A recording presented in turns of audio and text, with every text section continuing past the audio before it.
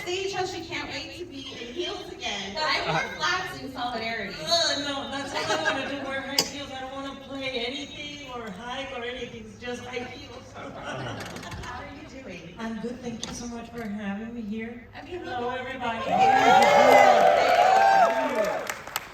Amazing.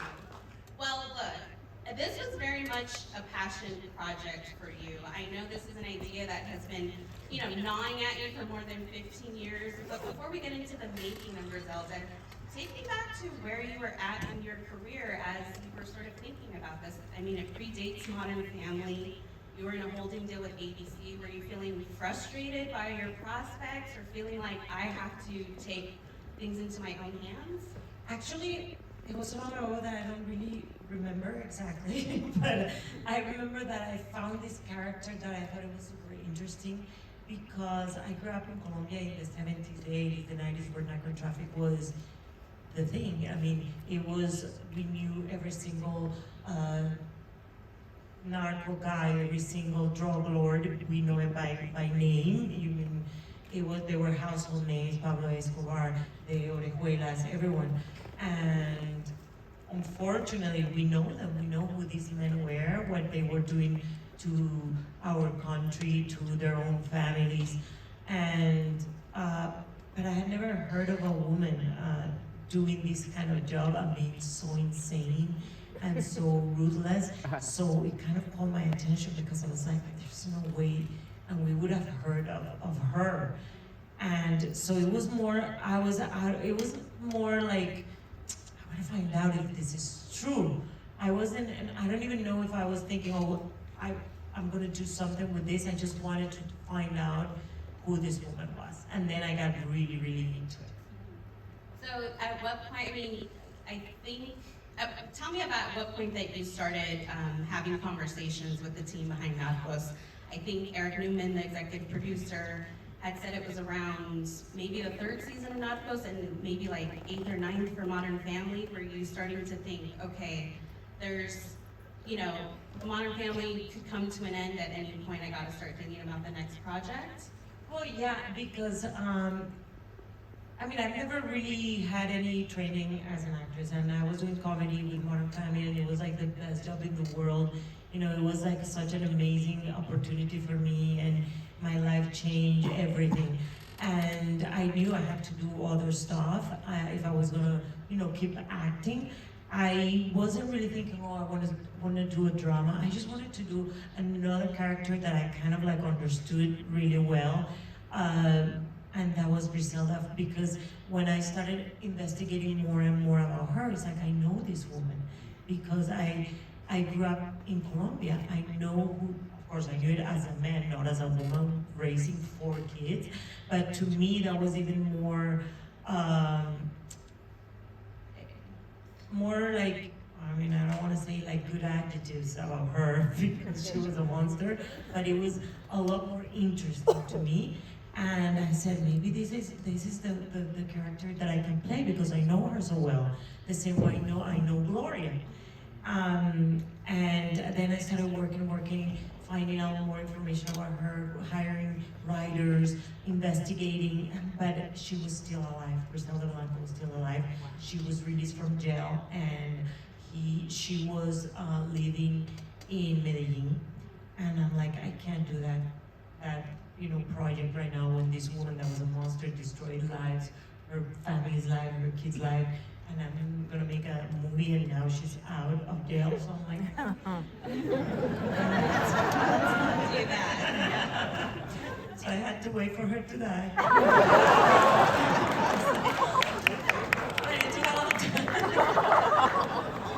would be nervous.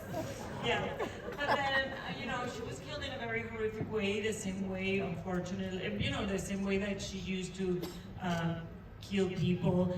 And so I kind of like took the project again, and then, but I didn't really know what to do with it. And then I started seeing on TV Narcos. And I was like, oh my God, this is the people that I need to meet, because they know everything about that world, and I think they'll know what to do with her. And I did. I met with Eric, and I thought I was gonna have to like sit down and convince him that, he's gonna leave my house and say, like, this woman crazy, like Gloria Preacher with a plastic nose is gonna play Griselda Blanco. I'm like, I said, I'm gonna try it anyways, and I'm gonna tell him all that I know about her, what I think this should be, how she should look, everything. And he said, yes, I love it. And I'm like, okay, let's do it. And we did. It took us some time because then the pandemic happened. It was like a lot of things, but we did it.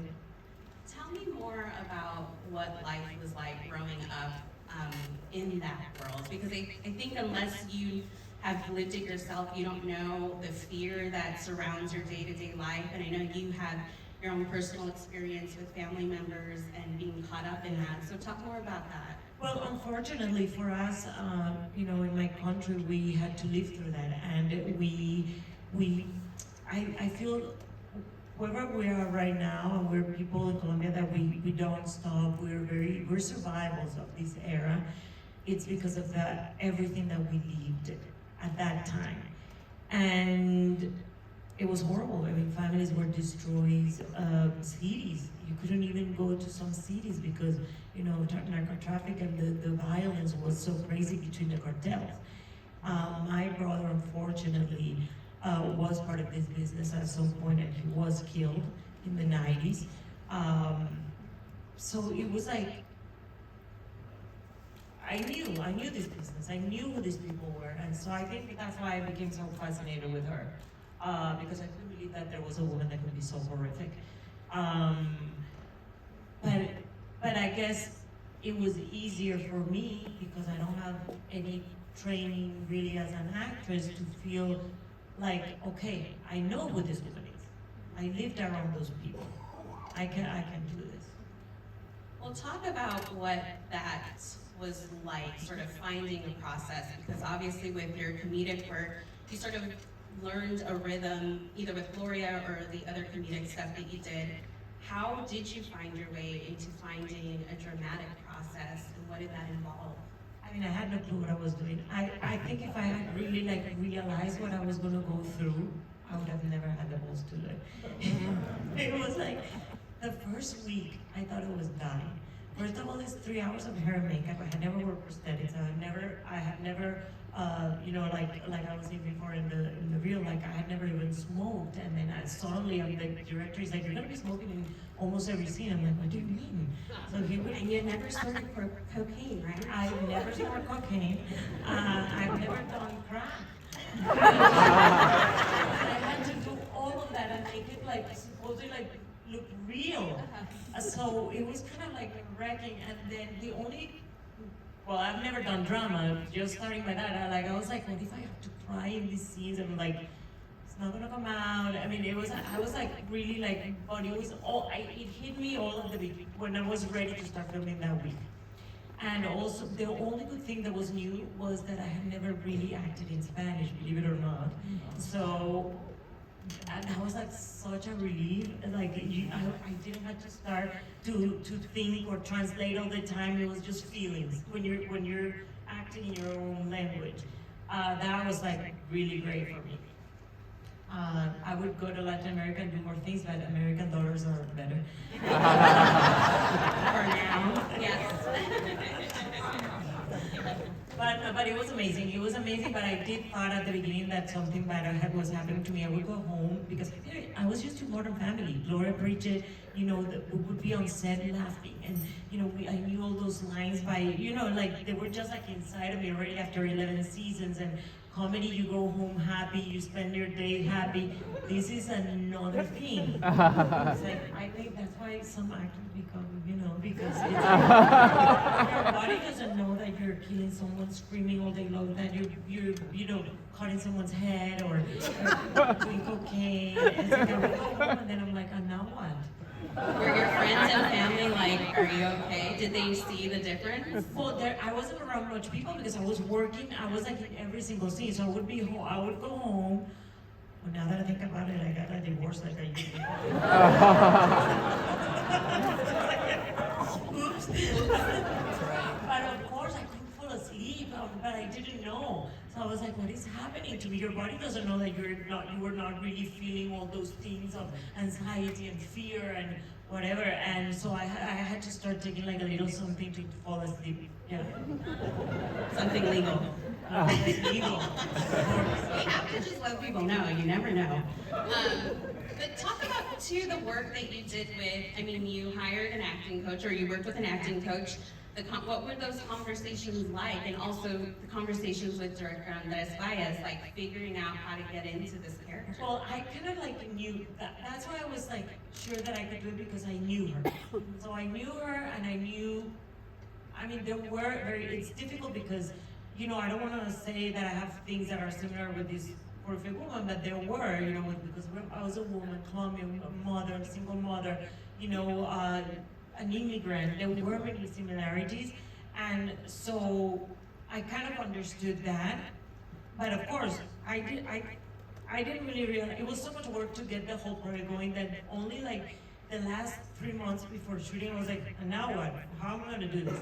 And then I found, I'm like, I need to find somebody to help me with the lines. I knew there was no way that I was gonna learn how to act like in 3 months.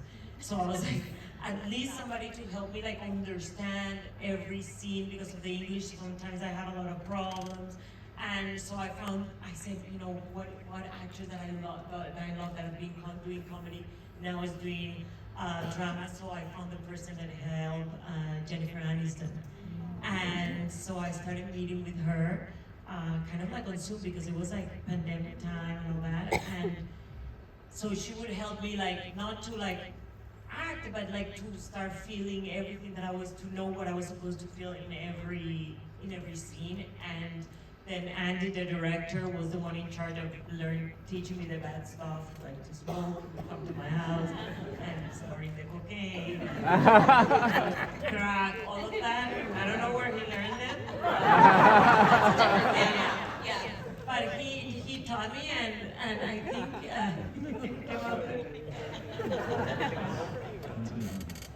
imagine at 50 to learn to do all those things. The time of your life. Yeah. But so how would you say, like, how long once production started did you feel like you really sunk into her? Because obviously things are shot out of order. Yeah. Did you guys start slow, like let's do phone calls before we give you the really dramatic scene that we need to accomplish? We were lucky because we were 6 episodes, and they were kind of like, all of them were written already, so we kind of like started in order, which helped me amazingly. And because if you saw the series, you see that she starts like changing and crazier and crazier and crazier, so that was like great for me as a new, you know, dramatic actress to understand that. And he would tell me, and would sit with me, and would explain to me, and would help me, and I would have ideas, and I would say, do you think this is too much? You know, so I like when I get like really directed, like he guided me. And you know, one of the things that was very difficult, which I was like obsessed, was the look of Griselda, because we only had 3 hours. It wasn't like a movie that I had like a lot of time, or also. I couldn't like transform exactly into her because I would have taken forever. So what I wanted to do was like Gloria Pritchett and me to disappear so that people wouldn't think of me and her. And I wanted to create this woman that looked human, because sometimes, you know, prosthetics and all that, I sometimes get distracted, like when I'm watching like a TV show or a movie, I'm like, is that a no? Or is that a, you know, it's like, I wanted her to look real. And so it took me forever, and I couldn't find her. We would do tests and this and that. I wanted her to look from that era, but also she needed to be, she couldn't be just like an ugly, you know, woman. She needed to have something, because she had like 3 husbands, Yeah. you know. She could get the guys. Yeah. Obviously she wasn't like this, you know, there had to be some kind of something to her. So I'm like, no, this is not her. There would be wigs and this and those. And I had, the teeth were fake, the nose, like I had plastic like from here to here to cover my eyebrows, the wig. It was a lot, like I would tape my, you know, my boobs, so they didn't jiggle the ass. And you had 3 pairs of Spains? Yeah, because, you know, Latin girls were like used to, and so I was like trying to put everything like, so it didn't like jiggle. But imagine in the summer in Los Angeles, I was like dying. And then I was like thinking, I mean, change kind of like the way I moved, you know. I want to be a little bit different than me and Gloria. So I decided there's this aunt and this cousin of mine that they walk kind of like, you know, weird way. So I kept like, that's the thing I want to do. And it was great. People were like, when I would arrive on the set, everybody's like, oh my God, that's amazing, amazing. You're not very feminine, or because I'm always like very like. Yeah. So it was like a little bit like more rough, but then like on the 3rd month of doing that, I got up one morning, and I couldn't go to work. I herniated a disc. At 51, you cannot just walk around like putting your, you know, body in a position for 16-hour days, walking like that, something like that, and all that. My back was like, until now, and I ruined my back because of doing that. But then the doctor's like, you're crazy. You have to, at 51, you have to like stretch and do things, and you know, this is not like that. But then I had 3 more months to go. So they injected me. I didn't go to work like that day, and then I had to go back to that position. It was brutal. Were you questioning everything in life at that point? Like, what did I do? Yeah, I was. I was. I was like, you know, I was so happy doing it because it was an opportunity, you know, because I was working with a Latin Colombian, you know, director. The set was amazing, super funny. I never really worked with Latin American actors, and it was an experience for me that it was like, I would do it again. I would not do the freaking prosthetics again. Well, talk more about that though, because it's one thing to go through the process, but then having to act once it's all on. I know Andy had mentioned that you had the top and the bottom teeth, and he was like, let's get rid of one set because you need to be able to feel comfortable. Well, yeah, I was supposed to be a tough woman, and then like the first 2 weeks I was like, I'll kill you. So he's like, enough. He's like, let's try to paint your teeth underneath with like some, like, so they don't look so white, and we'll keep the fake tooth at the bottom, and that like saved my life because that was so much easier. But to have them both, I should have, you know, practiced for months and months before starting shooting, and the teeth were not ready only like 3 days before we started shooting. So that solved a little bit of a problem, but then we were like 16-hour days. I could not remove the wig, or I could not remove the nose or the eyebrows, because the only thing that I could remove during the day was the teeth, actually, to eat. But I only had like 45 minutes lunch, so it was like, there was no time to remove anything, because then I wouldn't have 45 minutes to eat and, you know, whatever I wanted to do in the trailer. So I would be the whole day with that thing. So it was like kind of like and then like the first like 3 weeks, you know, removing all that, it took 1 hour and something at night. Because imagine after 16 hours, you have to sit there and remove all that. Double cleanse. Yeah, so the makeup artist would do it by the 3rd week. I was like, like I lost half of my eyebrow. It was like, I can't, I had to go home immediately. I would like leave, it was still like sticky, but it was like, who cares? I'm going home just to run to sleep, to wake up and be on the set the next day. So it was like, it was fine. It was fun. You talked earlier about, you know, the show pivots between English and Spanish, and I know with Andy, the director, you guys, all of your communication off set was in Spanish, and I'm curious what that did for you in terms of like how that helped you understand the performance differently than if you were getting direction or instructions in English. It was liberating. It was like amazing. It's like I didn't know what I was missing because I've always acted in English. So I was like, it is what it is. But the directors in Modern Family and Chris Lloyd and Steve Levitan, they speak in English, so it was English. And so here it was amazing. He would even tell me just one word, it would make me immediately understand, you know, everything that he wanted me to say. So it was like amazing for me. It was funny, a funny story for me when I was shooting Modern Family. Chris Lloyd, which is one of the creators, they would have one of the episodes would be he would take charge, and then Steve Levitan the other episode, and then like that they would take turns. And Chris, sometimes when he was like trying to tell me like, Sofia, I think you should, why don't you, and he realized that if he would do it with my accent, I would understand it easier. And it was like a joke for us until now. For 11 years, he would come and tell me to give me my directions with my accent.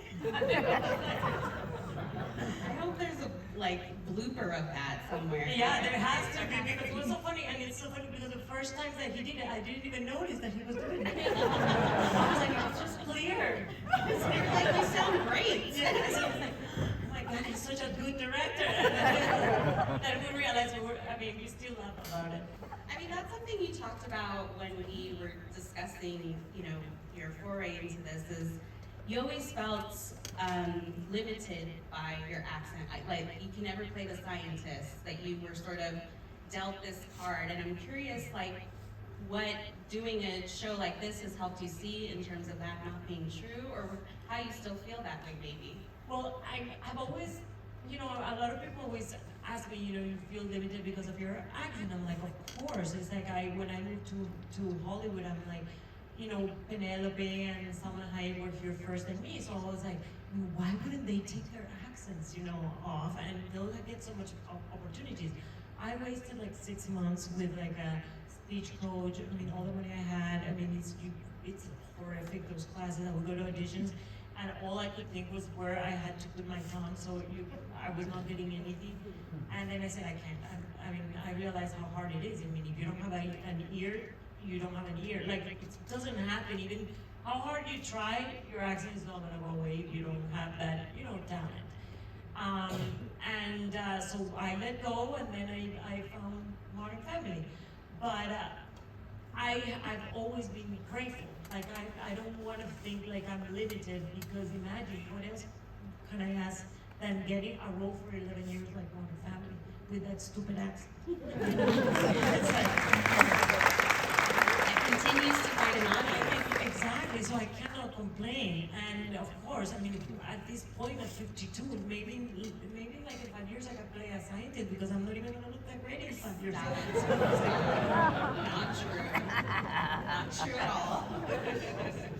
So I was like, I try not to think about I'm limited. I try to be thankful. Imagine, it's I never even dreamed in my life without ever, acting or having any dreams of acting to have the career that I got. Well, we talked earlier about your points of connection to Griselda. Obviously, she's done despicable things, and you don't connect with her in that way, but you mentioned being a mother, coming to this country. But I'm curious your insight into what it takes to build an empire. You are producing, you've had fashion lines, these endorsements. What did you understand in terms of either the ambition or the drive to survive in another country to support your family? I'm far from building an empire. I would disagree, but that's okay. A little bit. No, I have a lot of similarities with her. As an immigrant, a mother, many things. Surviving, that era. I can relate. Not relate, but I can understand where and I always thought of her that she did everything with good intentions at the beginning. She was trying to survive with whatever, the only thing that she knew. That she was trying to, help her family, herself. Then she becomes a monster. But I did understand her as a woman, as an immigrant. I did understand her. I understand her that she killed 2 of her husbands. New ideas. Only 2. But they say that she killed the 3 of them, but proof that she only killed 2. This is also a project that you served as an executive producer on. Talk to me about what it was like navigating both those roles on a day-to-day basis. Well, I kind of delegated all of that to the people that knew how to, do all the production and everything, because my job was, acting, and I was very focused because it was not something that I had done before. So I wanted to give it my 100%. So that was my job was being while the moment we started shooting was being the actress. I couldn't have done it any other way because, you know, one of the things, for example, it was brutal because I was in every scene. And so one of the things what I thought at the beginning was like, I want to shoot in LA, I want to shoot in LA because I want to sleep, you know, every night in my house because I know that it's going to be like a lot of work, it's going to be long days. I mean, we would finish on Saturdays, you know, we would start Fridays late and we would finish, like I would get home like at 7, 8 in the morning. And many times I had to sleep, even though I was living in LA, I was sleeping in Pomona in some little motel, in Long Beach, in like, actually 50% of the time I didn't even sleep in my house and I was shooting here in Los Angeles. But that's, you know, the distances here and, you know, the turnaround, it was crazy. And wasn't there a period where you were filming at the same time as America's Got Talent, or Yes. close together? I mean, how did you do that? So, because I don't know what I was thinking, that was like the most absurd thing that, I mean, but that tells you how, I mean, if I was a real actress, I would have said absolutely not, I'm not doing this, but because I didn't know. Say that. You are a real actress. I did 3 months. No, I did. Well, maybe now that I did Griselda, but before, like I went into this thing, so I said, and I listened to how crazy this is. I agreed to get in to become Griselda for 3 months, like 3 crazy intense months. Had, I think, like 4 days off, become Sofia and do AGT, which is completely another mood with my AGT, like you know, like that energy, and then finish that for a month, and immediately 2 days later start again Griselda. And when I went back, I was like so unprofessional. When I went back to Griselda, the director, the first scene, I remember we were shooting outside airport, and Andy comes after the first scene, after the first 2 scenes, like, Sofia, I think during lunch I'm gonna go into your trailer with my iPad and I'm gonna show you the rhythm and the tone of voice that you were doing for Griselda. Because you're sounding like AGT. Now I want that deep cut. Yeah. I'm like, okay. So I had to like, God, it took me some, I shouldn't have done. I should have not stopped shooting Griselda to do, you know, AGT. Yeah. Was there a scene that kept you up at night before the day of filming that you were like, I don't know how I'm gonna do this one. This feels like out of my depth. The sex scene. Really? I don't think I've ever done like a sex scene. With Jay, I didn't do any sex scene. I'm sure he's very sad about that. So we're working with an intern. He's still hungry. And at 50, I mean, when I was 30, I wouldn't have worried. I think I was worried that I was going to look horrific. I was like, where are they shooting me? The side, no, from the side. I think, you know, I'm vain, I guess. That one kept me awake, I think. Yeah. It came out good. It's really dark, and Andy, the director, is very artistic, and he made me feel super comfortable. And he's like, we're never gonna stay like a long time on you. It's gonna be like a. And the actor, Alberto Guerra, I said we became like super close. He helped me too. It was amazing. Yeah, it was good. Well, I mean, not as sexy. The story of Griselda could have easily been a series that stretched over 2-3 seasons, but you thought that shouldn't be the case, and I want to get into why you thought that was. I wanted to wear that wig. You're like, you're just getting 6 episodes It's like, of this. I would die. No, yes, I was like, I knew it. I was like, no, it was like a combination of everything. I feel like when you're not sure about if you can do so, imagine the torture. I got lucky that for the first time, this came out so good, that people loved it so much, that I loved it. It could have been terrible, and then I would have been stuck doing something for a long time, because you know, sometimes things that are not that good, they keep going. So I could have been doing that for how many seasons and this is a lot of work. It's it's beautiful work and I'm grateful, but it's a lot of work. So I'm like, you know what? If it's gonna be my first time, I have a gut feeling I should just do 6 episodes. It's like let's make sure that I can do this and not kill myself. At this age, I want to do things that make me happy and make me. I don't need now for money. Just go and kill myself. That's a good message to send I know there are some actors that won't watch their work. Did you go back and watch it once it was done? Yeah, I watched it mainly because I am very I was involved in the outfits, in the hair, in everything. So I wanted to make sure that the look was perfect and that I wasn't looking fake or cartoonish, because there was a lot of things going on. So I would see it, and of course I wanted to see what things I thought were good that I should kept doing, or things that I shouldn't do, or if I was walking the right way. So Andy would show me the dailies, yeah. Were you able to recognize, I did that, I conquered that challenge? Were you able to see that for yourself? That I did a good job? Yeah. Well, I don't know. It was I felt good on set those 6 months. So that was at least, I would go home feeling it was good scenes and the actors were so good and the writing I liked. I mean, I was happy with everything.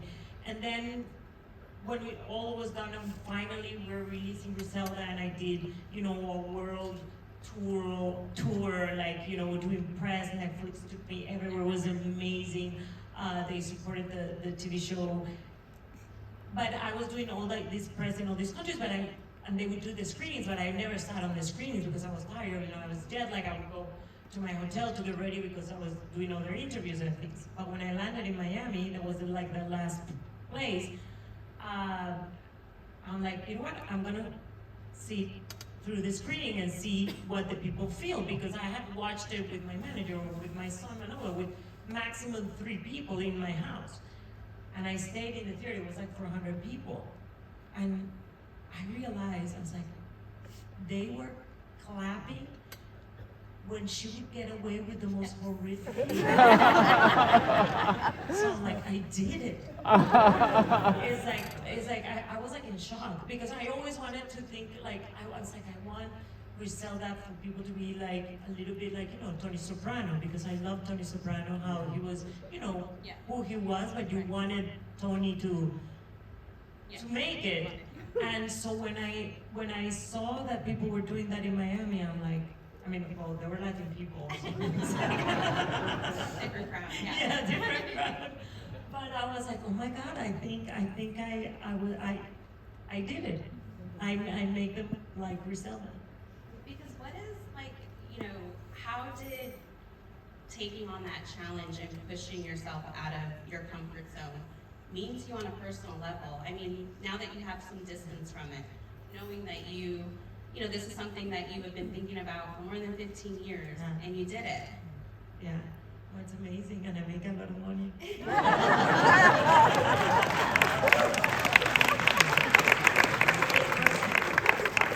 But it was hard. Yeah.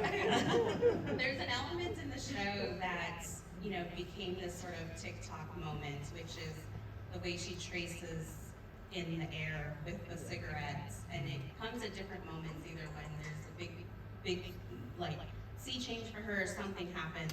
And I'm curious how that sort of arrived and what it was like doing that. It was a torture, and I didn't understand it. Only Andy, the director, knew what he was looking for. I'm like, what the hell is that? And then of course it would pick to do it at 4 in the morning, the last scene of the day, because it was the last, he only needed me and maybe the back of my head and the stupid hand with the thing. I'm like, Andy, I beg you, I can't do it. And I would have to look at it on an iPad to be able to imagine what he wanted me to. It was a torture. And I kept telling him, why are you doing this to me? It's just get a hand model, get a wig. I have to sit doing that. You're not even looking at my face. It's no, you have to do it. But then when I saw it for the first time with the special effects and things like he's very artistic. But at the beginning, I was like, this guy just wants to, torture me. I was good. Well, listen, as a creative person, I know what it's like when you're working on a passion project and it consumes all your time, but in all the best ways. And then when it's over, people are always asking, what's next? Yeah. What's coming next? How are you feeling about that question now? Like, what are you sort of excited about in this next chapter now that this passion project's over? Is there another one on your mind or a type of role you want to, get a script for? I mean, I try not to think too much about exactly what I want. It's more to me like, if I find this character that I think that I can do, that I think that I understand, I have been, since Griselda came out, I've had been, now a lot of people asking me about doing more roles of, not drama, but like of a bad person. And I think maybe that's what I should do. I think it's inside of me.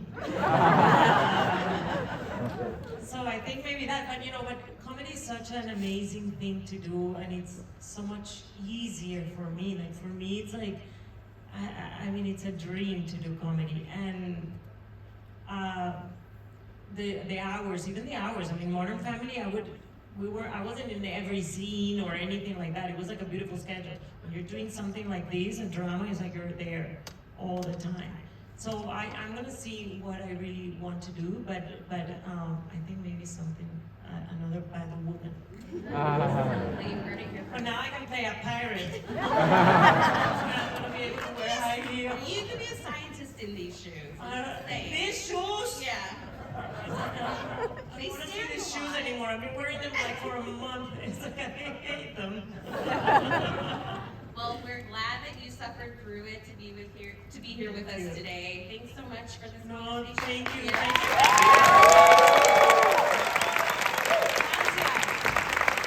Thank you for taking Netflix FYC. We hope you enjoy the reception and you want to experience next door.